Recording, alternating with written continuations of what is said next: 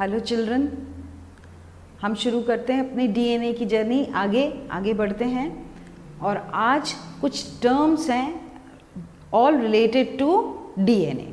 तो पहला टर्म है muton. We had done few terms in our last previous class. अभी next muton all are important. और DNA को समझने के लिए मैंने आपको पहले भी बताया, ऊपर नीचे आगे पीछे डीएनए को हम पूरा डिटेल में समझेंगे, तभी जेनेटिक्स क्लियर होगी। सो म्यूटॉन एक डीएनए सेगमेंट के a change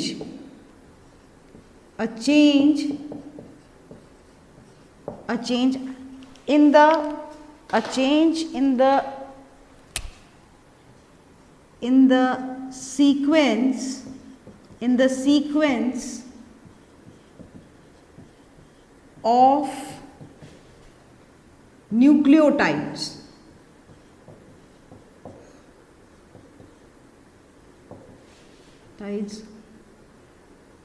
of a codon in a cistron. Any change is called mutation. उसको क्या बोलते हैं? म्यूटेशन। क्या बोलते हैं उस फिनोमिना को? म्यूटेशन। ठीक है, पहले हम ये वर्ड समझते हैं।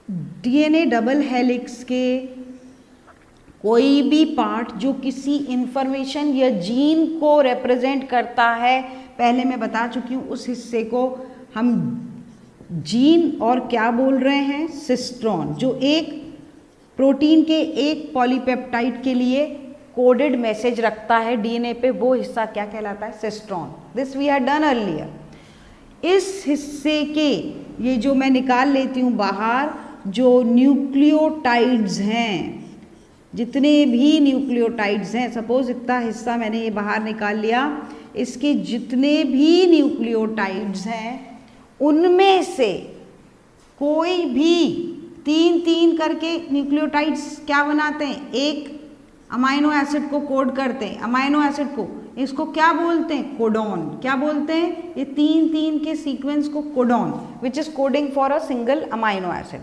यहाँ से कुछ भी गड़बड़ी हो गई, एक ऐड हो गया, निकल गया, कोई सा भी न्यूक्लियोटाइड, कोई भी चेंज हो जाए in the sequence of nucleotides of a codon in a cistron is called, और वो बदलाव क्या कहलाते हैं? म्यूटेशन।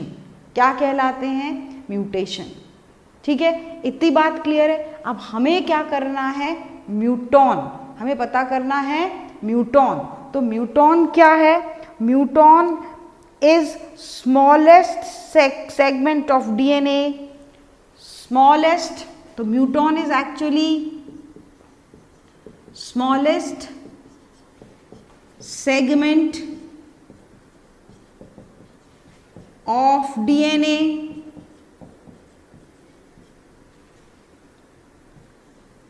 undergoing mutation। वो हिस्सा, वो स्मॉलेस्ट हिस्सा जिस जगह पे डीएनए में, वो जगह जहाँ पर कोई ये ऐसे चेंज हुए हैं, उतना टुकड़ा, उतना सेगमेंट डीएनए का क्या कहलाता है? म्यूटॉन। आता है क्वेश्चन, व्हाट इज म्यूटॉन? क्लियर है? वो हिस्सा, वो सेगमेंट डीएनए का जिसमें कोई चेंज हुआ है, उसको क्या बोलते हैं? म्यूटॉन। वर्ड क्लियर है? ये सिस्ट्रॉन क्लियर है? ठीक है, आगे बढ़े। Now coding and non coding areas, ये आपको पता होना चाहिए। डीएनए तो अब आपको हल्का फुल्का पता हो गया है, हमने इतनी बातें उसके बारे में कर ली हैं। नाउ कोडिंग एंड नॉन, पूरे डीएनए में हर हिस्सा कोई इंफॉर्मेशन कोड नहीं करता। हर हिस्सा कोई इंफॉर्मेशन कोड नहीं करता। बहुत कम हिस्से यूकैरियोटिक डीएनए में are meant for coding. Rest of the part of DNA has non coding areas. तो सपोज ये डीएनए है,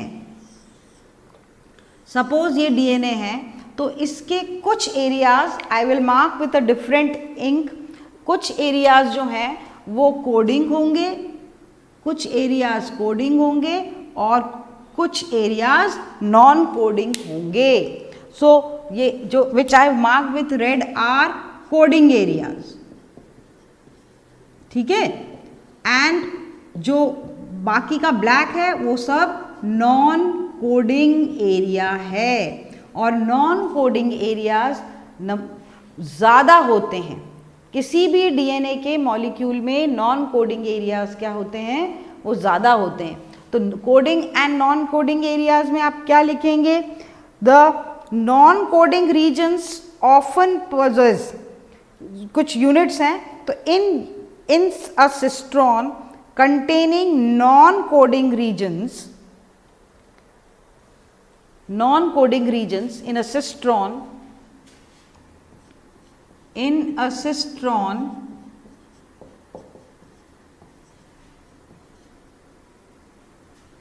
the non-coding regions are called, non coding regions are called introns. बहुत इंपॉर्टेंट है, ये आगे बता रही हूं, ठीक है। And coding regions are called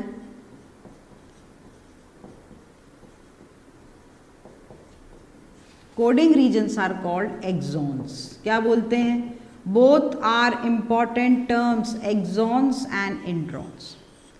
अब देखो क्या कहना है कि पूरे डीएनए के मॉलिक्यूल में भी नॉन कोडिंग और कोडिंग रीजन्स हैं। ये तो एक एस्पेक्ट हो गया जो मैंने बनाया है। जो कोडिंग एरियाज हैं उनको सिस्ट्रॉन बोलते हैं।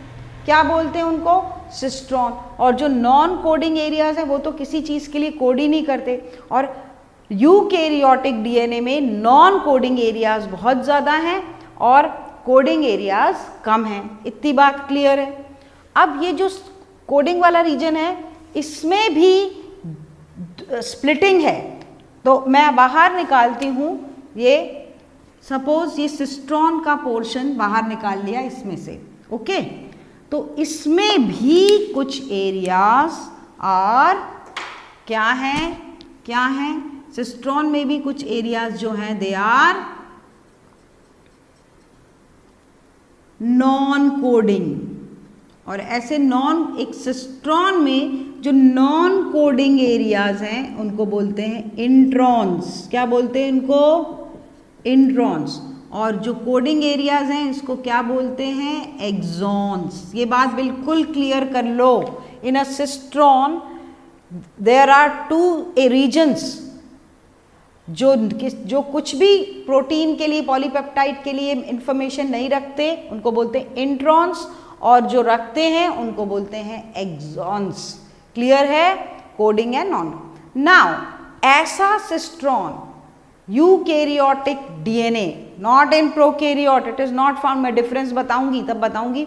इन eukaryotic DNA molecule such areas are common, introns and exons are present in a cistron. ऐसी सिस्ट्रॉन को, ऐसी जीन्स को बोलते हैं स्प्लिट जीन्स। क्या बोलते हैं उनको, स्प्लिट जीन्स। सिस्ट्रॉन्स हैविंग, मैं लिख देती हूं इधर, cistrons having introns is called, important है, स्प्लिट जीन्स। क्या बोलते हैं इनको, स्प्लिट जीन्स। क्लियर है, मैं टर्म्स अंडरलाइन कर रही हूँ, टर्म्स इंपॉर्टेंट जितने भी हैं, तो that is called a split. हो गया ना, कुछ एरिया कोडिंग है, नॉन कोडिंग है, कुछ कोडिंग है, कुछ नॉन कोडिंग है। तो ऐसी जीन्स को क्या बोलते हैं, स्प्लिट जीन्स, जो कि किसकी खासियत है, यूकैरियोटिक डीएनए की। अभी हम डिफरेंस भी करेंगे, पहले समझ लेते हैं। So is it clear about coding and non coding areas, ठीक है। अब एक बात नॉन कोडिंग एरियाज के लिए, क्या बात है, नॉन कोडिंग एरियाज जो हैं वो उसमें अधिकतर देखा गया है इन अ यूकैरियोटिक डीएनए। सपोज ये एक नॉन कोडिंग एरिया बाहर निकाल लिया मैंने, क्या निकाल लिया? नॉन कोडिंग एरिया, ठीक है, इसमें से इतना हिस्सा बाहर निकाल लिया नॉन कोडिंग। अब ये किसी पॉलीपेप्टाइड या किसी इंफॉर्मेशन के लिए तो है नहीं, इसमें एक खासियत देखी जाती है इन यूकैरियोटिक डीएनए के नॉन कोडिंग रीजन्स में, यहाँ पर बहुत सारे न्यूक्लियोटाइड्स बार बार रिपीट होते हैं इस एरिया में। जैसे कौन सा? Suppose ATGC, ATGC, ATGC, ATGC, एक बार, दो बार, तीन बार, चार बार, 4 टाइम्स वही रिपीटेशन है। ऐसे बहुत टाइप के रेपिटेशंस पाए जाते हैं in these non coding regions of eukaryotic DNA. और इन बार बार रिपीट होने वाले डीएनए के नाइट्रोजनस बेसेस या न्यूक्लियोटाइड के सीक्वेंसेस को बोलते हैं रेपिटेटिव डीएनए। क्या बोलते हैं? Repetitive sequences. क्या बोलते हैं इनको? इसको बोलते हैं रेपिटेटिव सीक्वेंसेस और रेपिटेटिव डीएनए, कुछ भी बोलिए, ठीक है। ये बात क्लियर है सबको? ये सब टर्म्स इंपॉर्टेंट हैं। So the non coding regions often possess repeated sequences. The non-coding regions, I'll write, the non-coding areas often possess repeated areas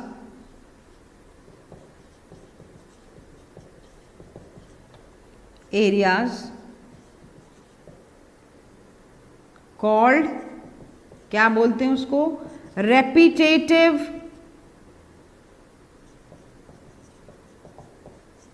DNA. क्या बोलते हैं? रेपिट। जैसे मैंने एग्जांपल बताया हुआ है, देखो ATGC, वही न्यूक्लियोटाइड का सीक्वेंस बार बार रिपीटेड, ऑफन, हमेशा नहीं लेकिन ज्यादातर इन हिस्सों में रिपीटेटिव सीक्वेंस कई बार मिलते हैं, जैसे कि मैंने बताया, उसको बोलते हैं रेपिटेटिव डीएनए। क्लियर है? रेपिटेटिव सीक्वेंसेस और रेपिटेटिव डीएनए सबको क्लियर है, ठीक है। नाउ ये जो रेपिटेटिव सीक्वेंसेस हैं वो, उनमें भी टाइप्स हैं, ठीक है, उनमें भी टाइप्स हैं। तो उसके लिए टर्म है, बहुत इंपॉर्टेंट है, और उसको बोलते हैं, मैं यहाँ लिख देती हूँ, सैटेलाइट डीएनए। क्या बोलते हैं? क्वेश्चन आता है, उसको बोलते हैं satellite DNA. It is related to repetitive sequences. Highly repetitive DNA which forms ना, ये जो डीएनए के ये वाले हिस्से हैं रेपिटेटिव डीएनए, बहुत बार, कई बार, हाईली रेपिटेटिव मतलब 10 बार 20 बार repetition, highly repetitive DNA, highly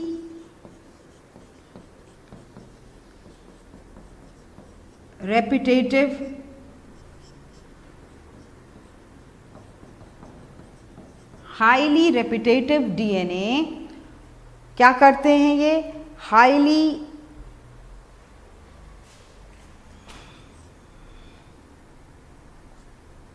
repetitive DNA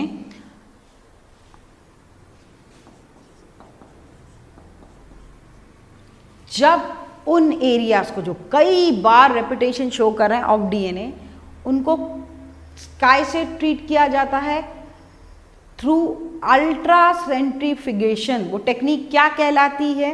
high density ultra centrifugation.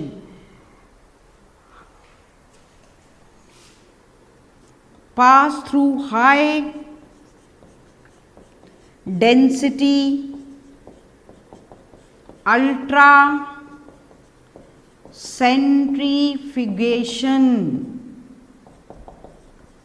जब इस टेक्निक से पास किया जाता है, किसको?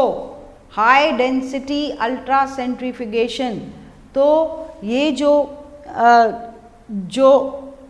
हाईली रेपिटेटिव सीक्वेंसेस हैं डीएनए के, जिनको कि सैटेलाइट डीएनए कहा जाता है, वो अलग अलग फ्रैक्शन में सेपरेट हो जाते हैं। तो they separate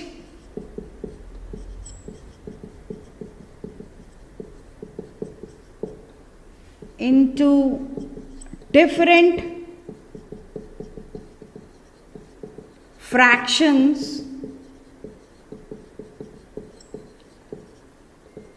according to their density। You know ultra centrifugation, test tubes में ये डीएनए के को सोल्यूशन में डाल के अलग अलग स्पीड पर घुमाते हैं, तो डेंसिटी के हिसाब से अलग अलग फ्रैक्शंस बन जाते हैं। ठीक है, so this is what done with these areas only, जिसको कि बोलते हैं सैटेलाइट डीएनए। तो अलग अलग फ्रैक्शन मिलते हैं। अब अलग अलग फ्रैक्शन मिलते हैं वो मैं यहाँ बना के बताती हूँ। कैसे? एक टेस्ट ट्यूब में बना के बताती हूँ। ठीक है, आई थिंक इट इज यहाँ पर visible. I will rub this part.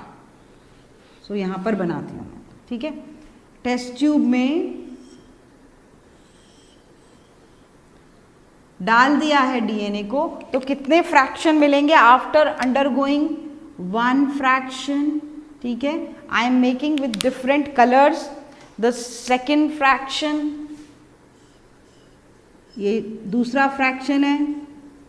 ठीक है, and the third fraction I will get is this.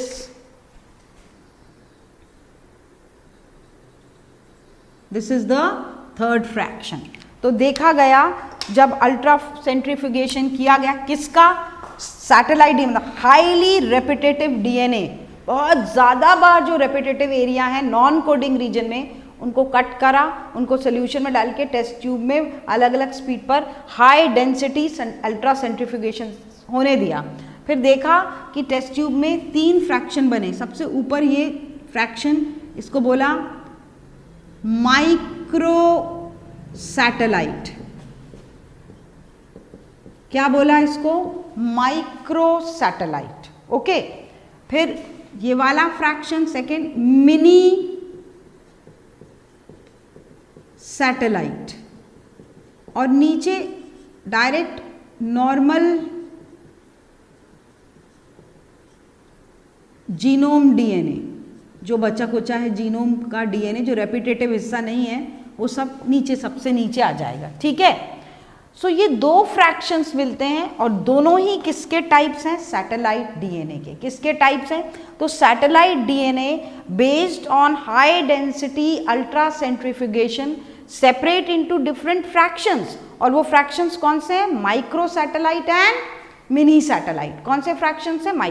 Micro satellite ऊपर जमा हो गया वाला डीएनए है, और अकॉर्डिंग टू डेंसिटी, क्योंकि किसमें एडेनाइन और थाइमीन ज़्यादा मौजूद है और किसमें साइटोसिन और गोनाइन ज़्यादा मौजूद है, उसके हिसाब से वो रीजन्स जो हैं वो जमा होते हैं अलग अलग फ्रैक्शन में, कि कौन सा नाइट्रोजनस बेस किस हिस्से में ज़्यादा मौजूद है। ठीक है, तो ये क्लियर है, micro and mini satellites. Clear है ये बात? नाउ द माइक्रो सैटेलाइट्स जो सेपरेट हुए हैं, they are very important, 1 to 6 base pairs repeats। कितने हैं? They are 1 2। तो मतलब कैसे हो सकते हैं? 1 to 6 base pairs repeats, मतलब माइक्रो, जैसे कि they can be AA, okay, they can be ATG, ये 2 base pair repeat, ATG, ATG, तो ये 3 बेस पेयर रिपीट्स हैं, या फिर 4 बेस पेयर्स या 5, कहाँ तक हो सकते हैं ये? 6 बेस पेयर रिपीट्स तक क्या कहलाते हैं? 6 तक नंबर बेस पेयर्स कितने हो सकते हैं? 3 हो सकते हैं, 2 हो सकते हैं, 1 to 6 वाले माइक्रो सैटेलाइट्स कहलाते हैं डीएनए। और जो मिनी सैटेलाइट्स हैं उनका नंबर थोड़ा ज़्यादा होता है, that is 11 to 16 base pairs, 11 to 16 base pair repeats.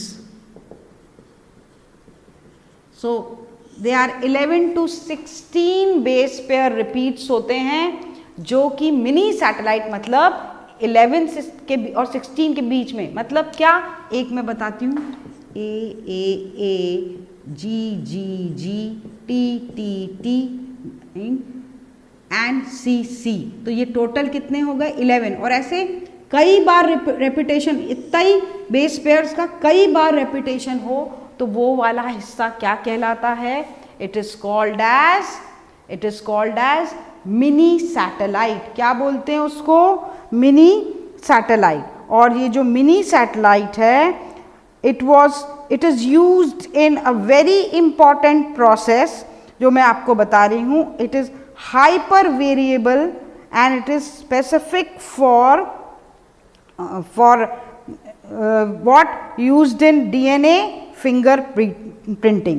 So these regions are, these mini satellite regions are, I'll write here, are hyper variable, मतलब बहुत बार अलग अलग सीखा, hyper variable in an individual, हर एक इंडिविजुअल में स्पेसिफिक है, hyper variable है हर किसी के। इसमें जैसे मेरे उसमें ये 11 बार हैं और 11 के ग्रुप में हैं और 4 बार हैं, तो किसी और इंडिविजुअल में, ह्यूमन बीइंग में वो 12 के ग्रुप में है और 10 बार रेपिटेशन है। तो मतलब बहुत वैरायटी है अलग अलग इंडिविजुअल्स में और स्पेसिफिक होते हैं, they are specific for each individual. So specific for each individual, ठीक है। So they are specific for each individual. Now क्या ये जो रिपीट्स हैं मिनी सैटेलाइट्स, और इस प्रॉपर्टी का फायदा उठाते हुए sir Alex Jeffrey, I rub this part, sir Alex Jeffrey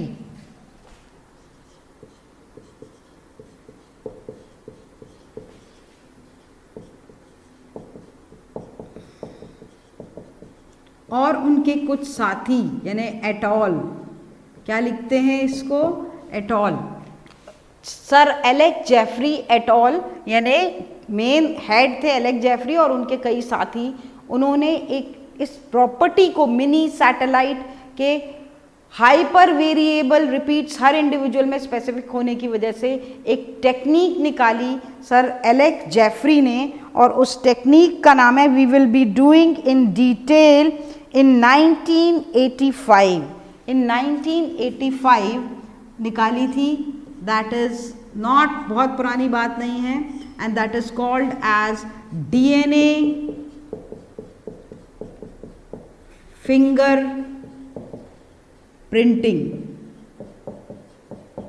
क्या बोला उसको, DNA fingerprinting, Jeffrey et al. So sir Alex Jeffrey et al मतलब सर एलेक्स जेफरी और उनके साथियों ने इन 1985 एक इम्पॉर्टेंट टेक्निक डेवलप की, डीएनए फिंगर प्रिंटिंग, जिससे कि हम हर एक इंसान का, सबका डीएनए इस टेक्निक से पता कर सकते हैं। Every individual is different. Fingerprinting क्योंकि हमारी सबसे पहले हर इंडिविजुअल की आज से कुछ साल पहले थंब प्रिंट और प्रिंट्स लिए जाते थे क्योंकि सबके अलग हैं, लेकिन इतनी टेक्नोलॉजीज बढ़ गई हैं कि इंसान उसको भी चेंज कर सकता है, लेकिन वो अपने डीएनए को चेंज नहीं कर सकता। तो आजकल वो चेक किया जाता है हर एक की इंडिविजुअलिटी के लिए। Will be doing in detail, very interesting, लेकिन बाद में करेंगे, थोड़ी और चीज़ें जान लें। सो डीएनए फिंगरप्रिंटिंग की किस बेसिस पे ये टेक्निक अपनाई थी, यू मस्ट नो कि मिनी सैटेलाइट, ये रेपिटेटिव डीएनए के सीक्वेंसेस जो नॉन कोडिंग रीजन्स में हैं किसी भी यूकैरियोटिक डीएनए के, उसको हम एक्सप्लॉइट करा साइंटिस्ट ने और उसको यूज़ किया फॉर डीएनए फिंगरप्रिंटिंग। क्लियर है सैटेलाइट डीएनए क्या है? Highly repetitive. देखो रेपिटेटिव डीएनए तो आपको पता है, लेकिन बहुत बार जहाँ रेपिटेशन हो उसको हिस्से को सैटेलाइट डीएनए, वो 2 टाइप का है। किस बेसिस पे? जब उसका क्या हाई डेंसिटी अल्ट्रा सेंट्रीफ्यूगेशन किया ऐसे सैटेलाइट डीएनए का तो कई फ्रैक्शंस मिले। जो सबसे ऊपर वाला फ्रैक्शन माइक्रो सैटेलाइट, नीचे वाला मिनी सैटेलाइट अकॉर्डिंग टू कौन सा टाइप का नाइट्रोजनस बेसिस है, और ये रिपीट्स 1 to 6 बेस पेयर्स तक के micro satellite and 11 to 16 base pairs repeats mini satellite. और ये जो मिनी सैटेलाइट वाला एरिया है वो ह्यूमन यूकेरियोट ह्यूमन में ये जो है वो हर एक इंडिविजुअल में जो होता है वो दैट इज डिफरेंट स्पेसिफिक होता है, तो कि हर एक की इंडिविजुअलिटी रहती है उससे, उसका एक्सप्लॉइटेशन हम किस टेक्निक में करते हैं, डीएनए फिंगरप्रिंटिंग में। क्लियर है ये बात यहाँ तक? वेरी इंपॉर्टेंट पार्ट, ये बहुत इंपॉर्टेंट पार्ट है ये, ठीक है। सो यहाँ तक। Next, now there are the what are the coding regions, जो कि किसी प्रोटीन के लिए या कोई इंफॉर्मेशन के लिए कोड करते हैं। प्रोकैरियोट्स में नॉन कोडिंग और non functional DNA is very small. So in prokaryotes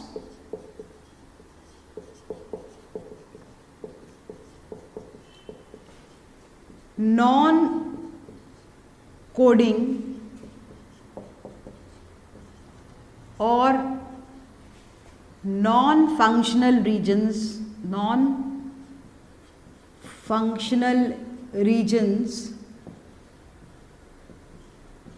are very small, बहुत कम होते हैं, आर वेरी स्मॉल, ये पता होना चाहिए क्योंकि डिफरेंस में काम आएगा। यूकैरियोट्स में तो बहुत होते हैं लेकिन in prokaryotes they are very small. तो ये बात क्लियर है। अब ये जो नॉन कोडिंग के बारे में तो हमने बता दिया, अब कोडिंग एरियाज के बारे में मैं आपको बताती हूँ। जो कोड करते हैं एरियाज वो भी 2 टाइप के होते हैं। तो कोडिंग एरियाज भी 2 टाइप की कोडिंग करते हैं, और वो कौन से होते हैं? Protein coding sequences. 2 टाइप कौन से हुए? Protein coding sequences and non-protein coding sequences। अब जो कोडिंग एरियाज में कुछ एरियाज ऐसे होते हैं जो सिर्फ प्रोटीन को ही कोड करते हैं। किसको कोड करते हैं? सिर्फ प्रोटीन्स को ही कोड करते हैं। For all proteins, so they code for sale के जो भी प्रोटीन्स है, फॉर ऑल प्रोटीन्स, सेल में जो भी प्रोटीन्स हैं उनके सब के लिए ये कोड, ये वाले एरियाज कोड करते हैं, accept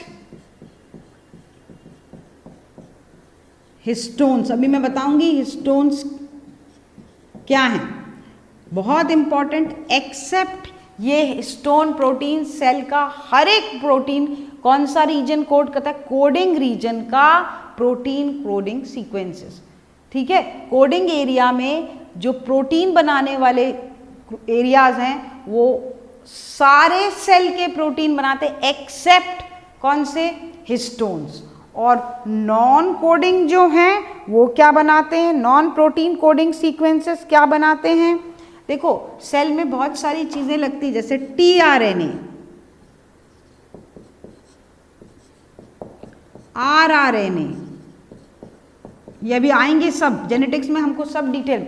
so tRNA, rRNA and histones ये कौन बनाते हैं? कहाँ बनते हैं? डीएनए पे, नॉन प्रोटीन कोडिंग सीक्वेंसेस में। फिर बताती हूँ कोडिंग एरियाज। नॉन कोडिंग के बारे में तो हमने रेपिटेटिव और ये सब पढ़ लिया, लेकिन जितने मतलब के हिस्से हैं डीएनए में वो भी दो हिस्सों में they are differentiated. Protein coding sequences वो सारे प्रोटीन्स बनते हैं except histones. Non protein coding sequences में नाम ही है नॉन प्रोटीन के अलावा टीआरएनए बनाएंगे, उसका इंफॉर्मेशन रहती है, देन आरआरएनए बनाने की इंफॉर्मेशन रहती है, ये इंपॉर्टेंट मॉलिक्यूल्स हैं। एंड यहाँ पर हिस्टोन्स नहीं थे, तो हिस्टोन्स क्या हैं? प्रोटीन्स हैं, स्पेशल प्रोटीन्स हैं। अभी आ रहे हैं, हम बताएंगे कहाँ यूज होते हैं वो स्पेशल प्रोटीन्स। बस एक्सेप्शन है, ये histones non protein coding sequences बनाते हैं। क्लियर है? आगे बढ़ें। So next important topic is the jumping genes and transposons। क्या है jumping? मैंने बताया ना, coding DNA, protein non coding, ये अपन कर चुके हैं। So next is the jumping genes and ये लिखा हुआ है that is jumping genes। now this jumping gene के बारे में हमको बताना और जंपिंग जीन्स के बारे में पूरी स्टडी 1965 में बारबरा इन 1960, नाम भी उन्होंने ही दिया था, इन 1965 बारबरा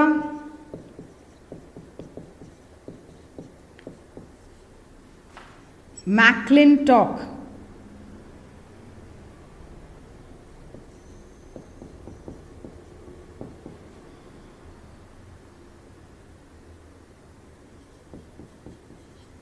बारबरा मैक्लिंटॉक ने, ये लेडी ने बताया था, ये नाम भी उन्होंने ही दिया था, जंपिंग जीन्स इन जियामेज। जियामेज किस प्लांट का बोटानिकल नेम है? भुट्टे का, ठीक है, भुट्टे। इसमें इन्होंने पहले, सब पे क्वेश्चंस आते हैं। सो 1965 में बारबरा मैक्लिंटॉक ने जियामेज मतलब भुट्टे में ये जंपिंग जीन्स के बारे में बताया था। ये जंपिंग जीन्स को अदरवाइज क्या कहते हैं? ट्रांसपोजोन्स। और 1974 में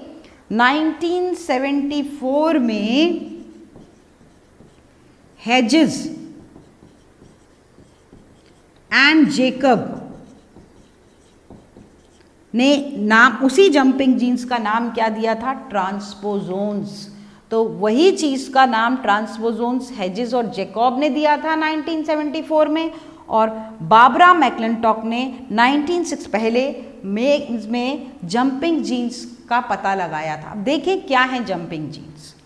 जंपिंग जीन्स जो हैं वो डीएनए में, बारबरा मैक्लिंटॉक ने भुट्टे का जब डीएनए का एक्सपेरिमेंट कर रही थी तो उन्होंने देखा कुछ रीजन्स ऐसे होते हैं डीएनए में जो मोबाइल हैं, जो अपनी जगह छोड़ के कहीं और, यहाँ से छोड़ के कहाँ फिक्स हो जाएंगे? कहीं और, उसी डीएनए में कहीं और फिक्स हो जाते हैं। तो वो डीएनए का हिस्सा है, तो उनको क्या बोला गया? Jumping genes. क्या बोला गया? मतलब दे आर मोबाइल, ऐसे पाए जाते हैं, ठीक है। तो जंपिंग जीन्स का नाम दिया गया and they were found not in all but in DNA, in Ziamase it is found, even jumping genes found in Drosophila. Drosophila is a fruit fly, उसके salivary glands में भी ये देखी गई jumping genes। मतलब कुछ हिस्सा डीएनए का, एक्चुअल में क्या होता है, वो जो डीएनए का हिस्सा है उसमें एक प्रॉपर्टी होती है, वो रेप्लिकेट, अपनी कॉपी करता है, वो कॉपी इधर आके फिक्स, कहीं भी फिक्स हो जाती है डीएनए में और कहीं, इसलिए उसका नाम पड़ गया। वो खुद से अपनी जगह से नहीं हिलता, वो रेप्लिकेटिंग होता है, उसमें वो प्रॉपर्टी होती है, उस डीएनए के हिस्से में वो कॉपी करता है और अपनी कॉपी डीएनए में कहीं भी चिपका देता है, फिक्स कर देता है, इसलिए नाम पड़ गया जंपिंग जीन्स। क्वेश्चन आता है। और ट्रांसपोजोन्स क्या बोलते हैं? ट्रांसपोजोन्स नाम इन्होंने जेकब और हेजेस ने दिया था और बारबरा मैक्लिंटॉक ने पहली बार इसके बारे में पता किया था। क्लियर है ये बात? What is jumping genes? सबको क्लियर है? So they are fixed position पे रहते हैं खुद, बट वो अपनी कॉपी करते हैं और वो कॉपीज जो हैं वो कहीं पर भी जाके फिक्स हो जाए। Mobile sequences, they are the mobile sequences on DNA. Not all the sequences but few, कुछ एरियाज ऐसे होते हैं मोबाइल सीक्वेंसेस ऑफ डीएनए। और मैंने आपको तरीका क्या बताया? They can replicate, they can replicate, अपनी कॉपी कर सकते हैं। और ये रेप्लिकेट वाली प्रॉपर्टी से जहाँ है वहाँ से अपनी कॉपी करते हैं और कॉपी को कहीं भी फिक्स कर देते हैं, ठीक है। So this was about jumping gene, short note आ सकता है, क्लियर है।